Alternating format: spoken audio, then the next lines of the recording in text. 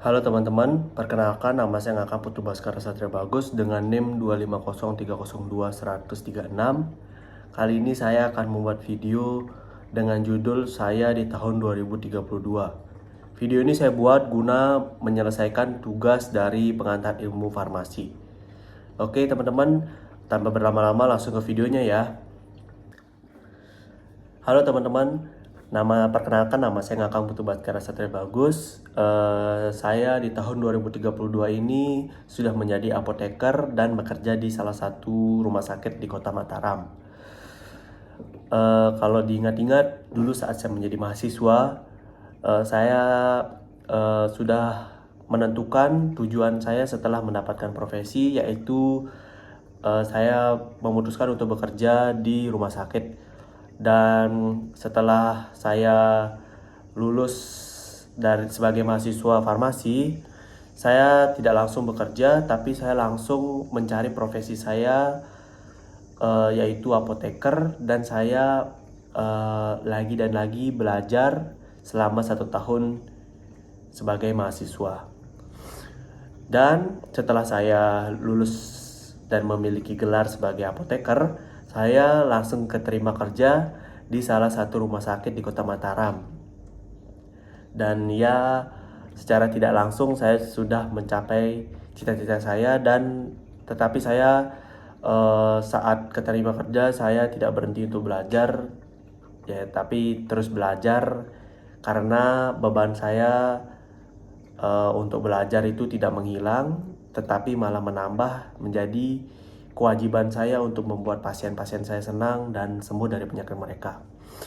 Oke, di rumah sakit tempat saya bekerja, tugas saya tidak hanya menyiapkan obat atau membuat obat ya teman-teman, tapi saya terjun langsung ke pelayanan klinik, ya bertemu dengan pasien secara langsung, konsultasi dengan mereka, dan memberikan mereka obat atau pengenalan terhadap obat yang akan mereka konsumsi.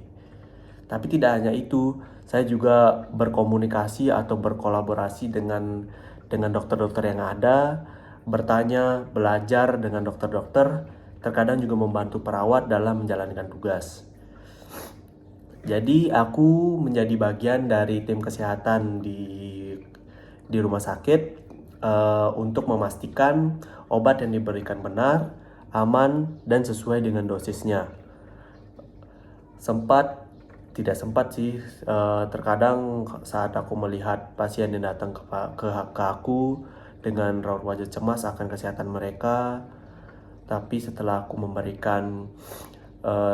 menjelaskan cara pakai dan efek samping obat yang mereka akan konsumsi, mereka tersenyum lega, dan saya juga menginginkan kesehatan mereka. Dan itu salah satu momen paling bahagia ya setiap aku bekerja di rumah sakit, karena melihat raut wajah mereka yang berbeda ya. Secara tidak langsung aku memberikan mereka semangat lah. Jadi ya aku juga semangat untuk bekerja. Oke, selama bekerja di rumah sakit, aku suka banget, atau bisa dibilang aku jatuh cinta banget sama bidang farmasi klinik dan manajemen terapi obat pasien rawat inap. Aku terus belajar tentang interaksi obat, farmakokinetik, dan teknologi baru dalam pelayanan farmasi digital. Selama aku meneliti juga, aku sangat ingin obat herbal terstandar atau bahan alami Indonesia punya tempat di dunia medis modern ya. Menurutku apoteker itu bukan cuma orang di balik meja, tetapi juga ilmuwan yang harus belajar dan inovasi untuk keselamatan pasien. Dan menurutku obat herbal di Indonesia tuh cukup kurang ya. Dan maka dari itu aku sangat ingin obat herbal di Indonesia tuh menjadi berkembang dan mengganti obat-obat yang cepat, obat-obat yang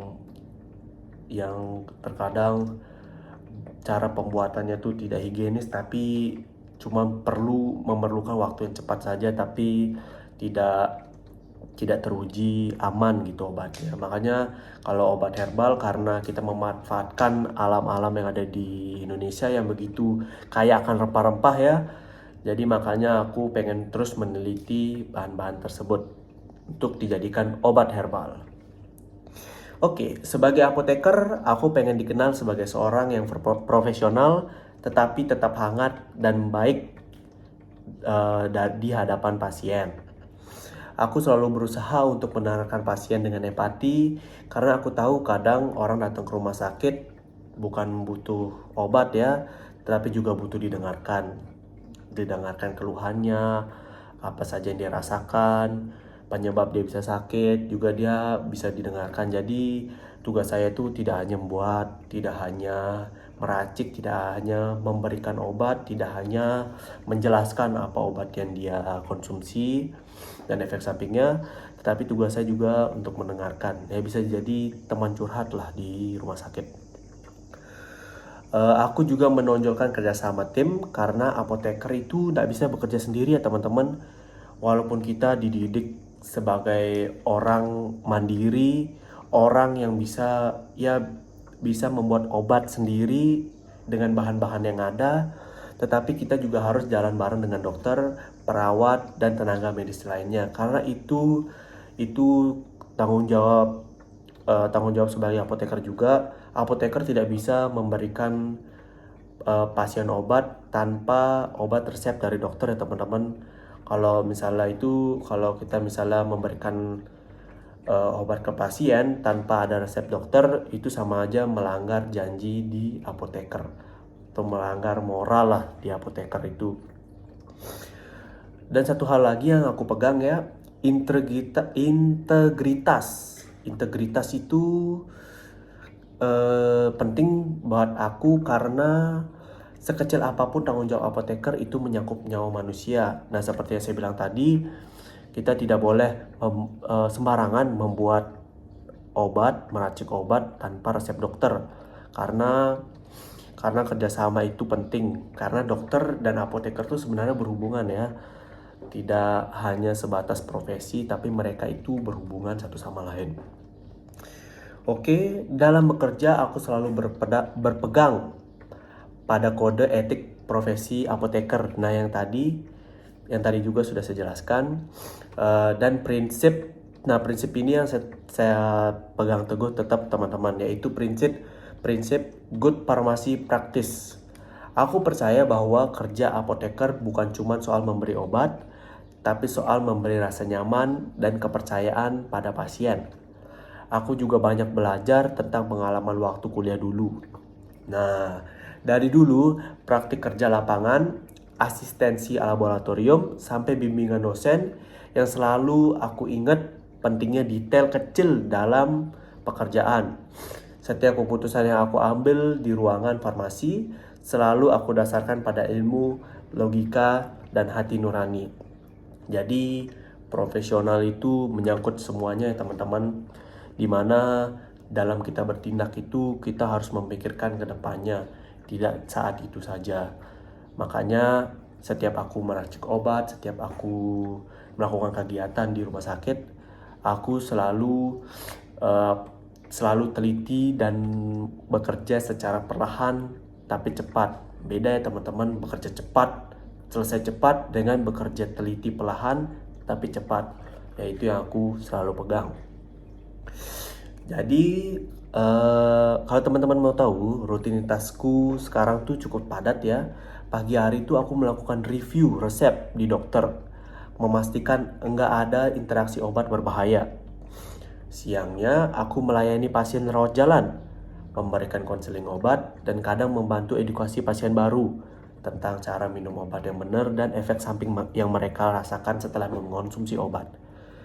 Sorenya biasanya aku koordinasi dengan tim farmasi untuk laporan penggunaan obat dan stok farmasi klinik. Selain itu, aku juga sering diundang jadi narasumber seminar farmasi atau melatih mahasiswa magang karena aku ingin berbagi pengalaman ke generasi apoteker selanjutnya. Dan untuk seminar itu sebenarnya aku lebih memilih untuk melatih mahasiswa magang ya teman-teman. Karena menurutku kalau untuk seminar aku belum berada di atas level itu. Jadi kalau aku terkadang diundang untuk seminar, aku masih gugup karena ya aku juga masih belajar, belum bisa mengajar. Jadi aku lebih memilih mengajarkan untuk mahasiswa magang biasanya. Cuman kalau diundang juga oke. Jadi ya itulah aku di tahun 2032 ya. Terlihat capek jika aku ceritakan, tetapi akan menyenangkan jika kalian ikut merasakan. Jadi seorang apoteker di rumah sakit itu harus terus belajar, terus berkembang, dan terus memberikan manfaat untuk orang lain ya. Buat teman-teman yang masih berjuang, yang mungkin ingin seperti aku di tahun ini, di tahun depan, tetap semangat, terus belajar, jangan patah menyerah, dan semoga kita bisa bekerja sama di lain waktu, oke? Sekian dari saya akan Putu Baskara Satria Bagus. Meminta maaf jika ada belibet dalam penyampaian karena ya saya baru masih belajar ya. Dan sampai jumpa di lain waktu. Tetap semangat, terus belajar. Saya Satria. Dadah.